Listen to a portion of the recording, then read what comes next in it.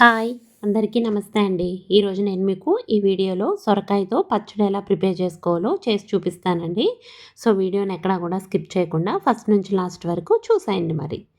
ఈ సొరకాయ పచ్చడిని అన్నంలోకి వేసుకొని లైట్‌గా గీ వేసుకొని తింటే చాలా టేస్టీగా ఉంటుందండి. అండ్ మనం కారం కూడా కొంచెం లైట్‌గా వేసుకొని తింటే పిల్లలు కూడా చాలా ఇష్టపడతారనమాట ఈ పికిల్‌కి. సో, లేట్ చేయకుండా మరి దీన్ని ఎలా ప్రిపేర్ చేసేసుకోవాలో ఒకసారి చూసేద్దాం రండి. ఫస్ట్ స్టవ్ మీద పాన్ పెట్టేసుకోవాలండి. నెక్స్ట్ ఇందులో ఒక 2 స్పూన్స్ వరకు ఆయిల్ యాడ్ చేసుకోవాలనమాట. నెక్స్ట్ ఇందులోనే ఒక స్మాల్ కప్ పల్లీలు వేసుకోవాలండి. నెక్స్ట్ పల్లీల తర్వాత మనం కారంకి సరిపడా మిర్చిని యాడ్ చేసుకోవాలి.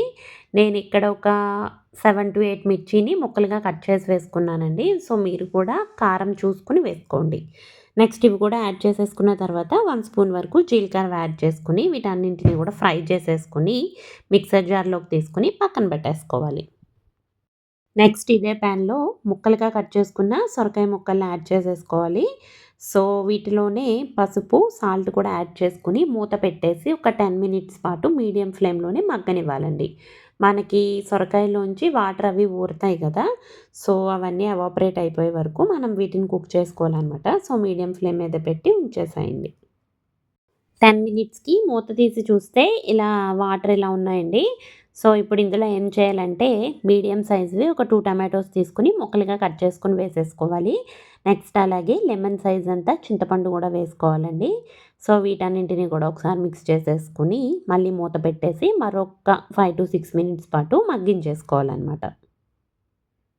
నెక్స్ట్ మూత తీసి మగ్గాయో లేదో చూద్దామండి. చూడండి ఆనపకాయ పీస్‌ని జస్ట్ మనం గరిటెతో ఇలా అంటే పీస్ అవుతుంది కదా! సో, కుక్ అయిపోయినట్లేననమాట. సరిపోతుంది ఇలాగా.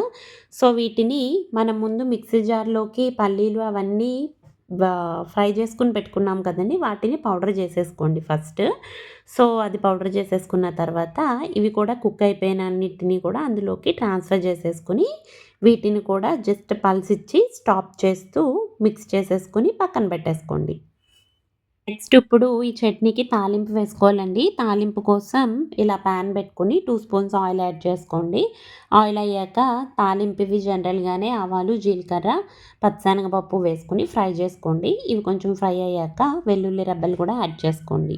నెక్స్ట్ ఇందులోనే కరివేపాకు, ఎండుమిరపకాయలను కూడా యాడ్ చేసుకొని ఒకసారి బాగా ఫ్రై చేసేసుకోండి. ఎప్పుడైనా సరే పచ్చళ్ళకి తాలింపు పర్ఫెక్ట్‌గా ఉండాలండి. మాడిపోకూడదు. అలా అని ఫ్రై అవ్వకుండా కూడా ఉండకూడదనమాట. చక్కగా ఫ్రై అవ్వాలి. అప్పుడే మంచి టేస్ట్ వస్తుంది పచ్చడికి. చూడండి తాలింపు ఫ్రై అయిపోయింది కదా! ఇప్పుడు మనం మిక్సర్ జార్‌లో వేసుకొని గ్రైండ్ చేసుకొని పెట్టుకున్నాం కదండీ చట్నీ. ఆ చట్నీ మొత్తం ఇందులోకి ట్రాన్స్‌ఫర్ చేసేసుకోవాలి. చూడండి ఇలా ఈ విధంగా మొత్తం అంతా కూడా ఈ తాలింపులో వేసేసుకొని ఒకసారి బాగా మిక్స్ చేసేసుకొని స్టవ్‌ని మీడియం ఫ్లేమ్ మీదే ఉంచి ఒక 5 మినిట్స్ పాటు ఇలా ఫ్రై చేసుకుంటే సరిపోతుందండి. ఇంతేనండి సొరకాయ పచ్చడి చాలా టేస్టీగా ప్రిపేర్ చేసేసుకున్నాం మనం. సో, మీరు కూడా తప్పకుండా ట్రై చేయండి. మీరు నా ఛానల్‌ని ఫస్ట్ టైమ్ గనక చూస్తున్నట్లయితే సబ్స్క్రైబ్ చేసుకొని పక్కనున్న బెల్ ఐకాన్‌ని యాక్టివేట్ చేసుకోండి.